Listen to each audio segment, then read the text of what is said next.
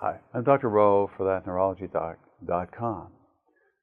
I'd like to talk with you now about why back surgery or even neck surgery can sometimes be a really bad idea.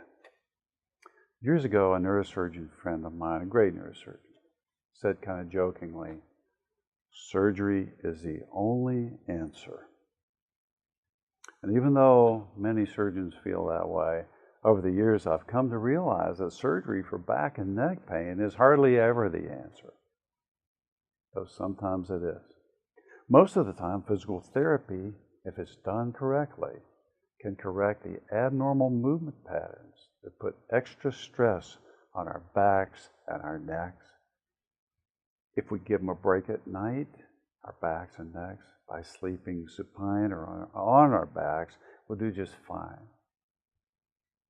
Sleep is when our tissues and our skeleton restores itself if we give it a chance. So we're going to talk about that more in the sleep module.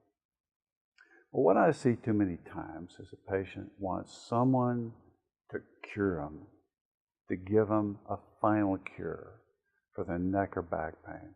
And a surgeon offers them up one. Physical therapy is given kind of a lick and a promise. And epidural steroids, those injections that we've heard so much about, don't do really any good and cause problems, are given. And the patient is whisked away to surgery, sometimes never to be the same again. If the pain is caused by a disc herniation, and the surgeon has to enter the disc itself, cut through that donut part of the jelly donut, and we talk about that in another video, then the chance of recurrence can be as high as 30%. That generally means more surgery, and this time with fusion or gadgets inserted or more pain control. Then the joints above and below the fusion levels take extra stress, and they go bad, and on and on.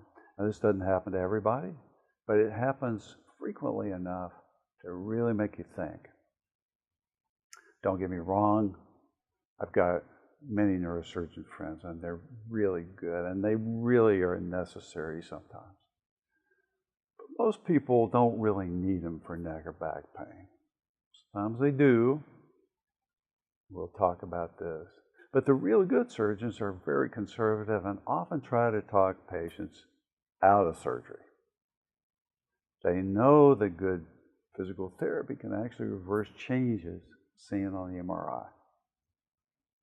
So, before you ever get the first surgical opinion, you might want to get an opinion from a non-surgical specialist outside the hospital system that you're in before ever seeing a surgeon.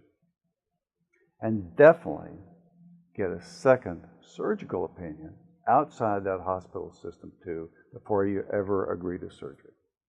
If you don't like what you hear, you don't get along with the surgeon, even if that person has a good reputation, keep looking.